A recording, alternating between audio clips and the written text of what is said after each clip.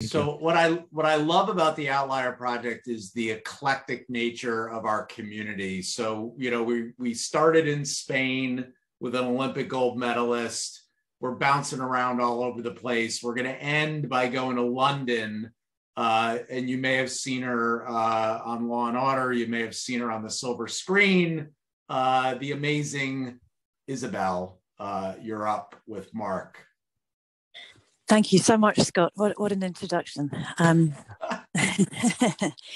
So I have a question, which is, Marc, thank you first of all for this wonderful insight. I mean, what a wonderful, wonderful way to see the world. What a lens to see it through, and to focus so simply on the one action of questioning is just amazing. And I can't wait to read your book.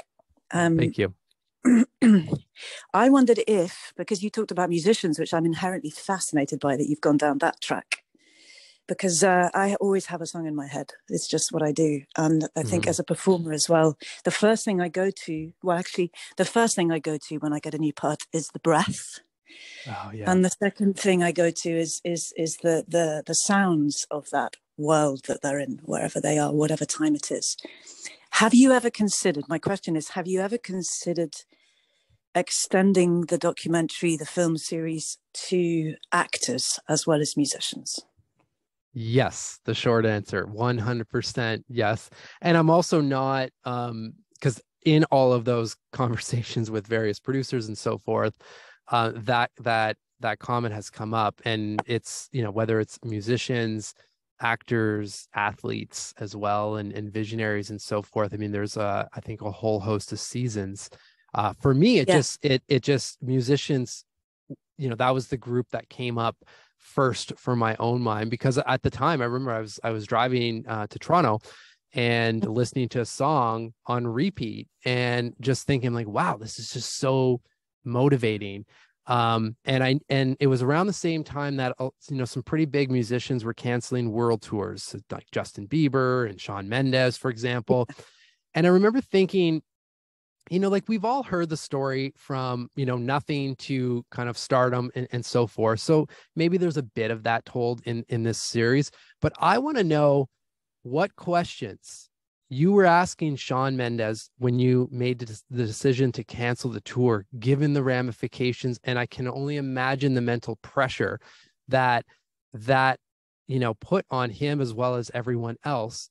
And then this would be the majority of the episode. What are you doing now? Like, what are your rituals? What are your practices? And this is kind of like, the idea is like a mix of a Letterman, my next guest needs no introduction, with kind of like Anthony Bourdain, parts unknown, like behind the scenes of this world kind of thing, right?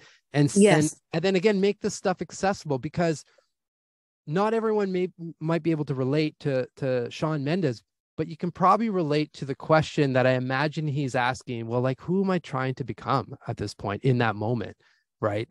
Because there's something, right, that gave him the insight to say, no, I can't do this anymore. I have to put myself first in the situation.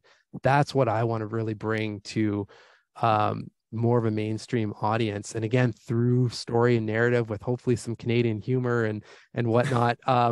And just show, like, what, to your point, I know a guy like Shawn Mendes, I know he does breath work and like cold therapy and stuff, and just show some of these practices, because we don't have to go on 15-day silent retreat to tap into this stuff. Absolutely. And what this has got me thinking about, and I know we're limited for time, I could talk to you about this for hours, but you ask yourself questions when you get a part. It's all about the questions you ask. Yeah. What do they care about? Who do they love? Even if you're playing a serial killer, you have to ask the questions about the human side of that person. Sure. Otherwise you can't play it. So it's definitely an area that you need to go into, please. Well, I'd love to continue the conversation. I'll try to link up with you after the fact. Yeah. Great. Thank you so much. Thank you. Who could listen to Isabel like all day? I was thinking of the same thing. She'd be like my background music, just listening to her talk, like mesmerizing, unbelievable. Yeah.